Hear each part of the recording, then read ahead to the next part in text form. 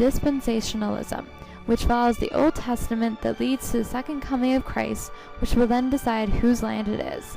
Lastly, religious domination from both sides by religious radical groups in the Middle East causes a lot of tension and violence. The Islamic religion and their history explain their claim to the Holy Land and why this war with Israel started. The religion itself originated from the teachings of the Prophet Muhammad in the 7th century, which started the spread of the religion. Muhammad is known as the follower of a new religion and restorer of the original faith of Abraham, Moses, and other prophets. Muhammad was considered the man closest to perfection, the possessor of all virtues. For the last 23 years of his life, beginning at age 40, Muhammad reported receiving revelations from God. The contents of these revelations, known as the Quran, was memorized and recorded by his companions.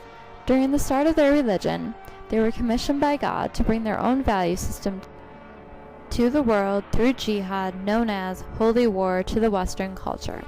To them, it means inner spiritual struggle, mostly. It can also mean self-defense as well. Jihad explains their determination and the duty to their faith. They were very dedicated to their faith, and jihad to them would also mean to strive to attain religious and moral perfection. Aside from the Muslim group that make up most of Palestine, there are 30% who are Christian, which is mistakenly understood as a strictly Islamic dominant nation. These groups are of any denomination that has some ethnic tie back to Palestine. Palestine was actually originally a Christian country, and there has been a Christian presence since the time of Jesus. They, like the Muslims, disagree with the Zionist Jewish people and believe that the Holy Land is one that they can claim as their own. They also feel that Bethlehem and Nazareth is theirs to claim. 30% of Palestinians are Christian, but in the beginning of the Islamic movement, almost all were Sunni Arabs. A notable Christian in Palestine is Eli Shakur, who is the Archbishop of Galilee and a Catholic priest. He is most famous for his dedication to nonviolence and attempts to promote some sort of reconciliation between the Israelites and Arabs. This is in great opposition to Zionism or pan-Arabism because each group thinks they should have their own separate state and control over the other group. To illustrate this conflict, Eli Shakur wrote a novel titled Blood Brothers, which is a story about his own experiences as well as the history of Israel and Palestine conflict. To help identify with the struggle he had between obligation to Palestine and love for the Jewish people, he found the answer from the Master of Galilee in the statement, "Blessed are the peacemakers, for they will be the sons of God." This ended up changing his life around. In his book, he asked questions such as, can bitter enemies ever be reconciled? Despite the attempt to reconciliation, the Islamic religion holds one thing to their hearts: that they have the claim to the Holy Land and believe that it is theirs. The one claim that they have was that they were the original rulers of the land of Jerusalem. The Islamic religion was going to defend it at any cost, even in battle. A second claim they have is that according to the Quran, the city is theirs. There is mention of a holy city in the Quran by stating a land called the Furthest Mosque. In the earliest times of Sumer, the Holy Land came from the origin of Palestine. These claims show that they believe their territory is theirs and only their property. Judaism is said to have begun with the covenant between God and Abraham that was around 2000 BC. He was hailed as the first Hebrew and the father of the Jewish people. He embraced monotheism, and as a reward, God promised offspring. He is noted as the person who was pointed out in the Hebrew Bible to human sacrifice when he was stopped from killing his son Isaac. When he died, his sons Isaac and Jacob went to continue his preachings, and then Moses, King Solomon, King David continued the Judaist faith. There are people in the Judaism religion who are opposed to Zionism that occurred in the 19th century.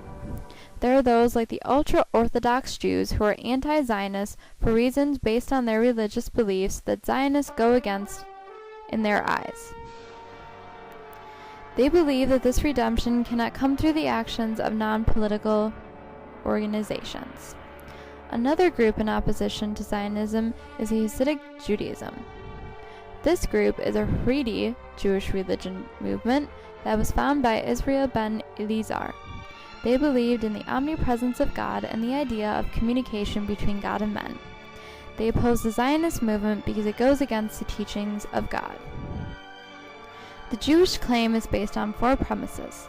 The first one is that God promised the land to Abraham. Second premise is that Jewish people settled and developed the Holy Land. They were run out of their land by empires but still have a claim to the land. A third premise is that the international community promised political control in Palestine to the Jewish people. Finally, the territory itself was captured in defensive war. By these, it is conclusive that they had had the Holy Land since the beginning and it is theirs to claim. The religion of Judaism has a belief about war in their religion and how they go into it. The Jewish people have a view that war and violence should not be acted upon to promote justice. However, they accept that certain kinds where it is morally acceptable to kill someone. War is mentioned in the Old Testament to have writings of God that symbolize battle. However, there are also passages that show the Jewish people longing for peace. There are quotes like, "Bring us to the land and walk upright," which talks about fulfilling their spiritual mission. When people of the Jewish religion enter war, the rabbis came up with 3 types of wars that a Jewish community can consider and have to obey these types. Obligatory wars is one that God has told the Jewish people to fight. An example would be the Canaanites against the Amalekites. Another war is a defensive war, which is one where if Jewish people are attacked, they are required to defend themselves. This principle of war is based on passage Genesis 9:6. "Whoever sheds the blood of man, by man shall his blood be shed." The final is an optional war, which is undertaken for necessary reasons and where no other form of negotiation is possible. The rules of war are followed in a clean way to go into battle and not to massacre the innocent, which is sometimes a goal in the radical battles. In the Islamic religion, there are clear guidelines to when a war is right and how it should be conducted. A war is permitted with 3 options. Anything outside these options is forbidden. A self-defense attack is okay when the nations have begun to attack their Islamic state, and if a group of radicals is oppressing their own Islamic culture. They are only allowed to wage war according to the principles of Allah's justice. The Quran talks of sword verses that only permit war and defense, but radical groups use it to spread Islam. The conduct of war is strictly enforced as well according to the Quran. Most importantly, the conduct of war according to the Quran is noble and just, where one is forbidden to attack a wounded soldier, mutilate dead bodies, or kill a child, woman, or aged man. Murdering the innocent is considered a punishment in hell for the Islamic religion. In the religion of Judaism, there are justifications and ways that are going against their religion in the Israel-Palestine conflict. The active defensive war is justifiable, and this war is a certain war where it will be morally acceptable to kill someone. However, they did not try to make peace before they went into war with Palestine. Then, there are innocent people that have been wrongfully killed, where that goes against the Jewish religion.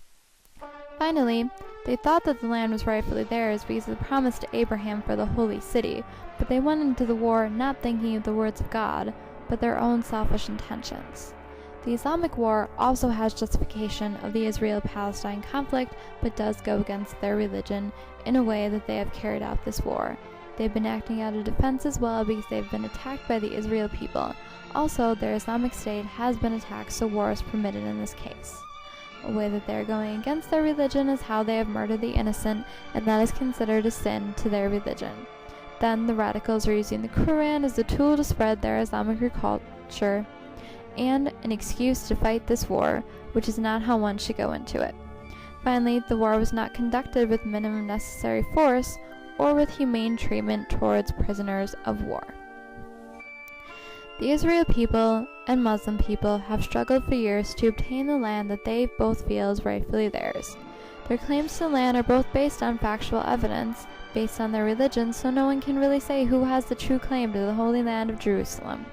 Both nations follow the themes of their religion. However, this war does not follow their true religious approach they should have to this war. This war as a whole does not have a justifiable cause and needs to come to a peace agreement and set aside the differences of religion and power and try to share the Holy Land of Jerusalem, because in different ways they both have the rights to the land. In this conflict, we should look at the words of Eli Shakur and answer the question: can bitter enemies ever be reconciled?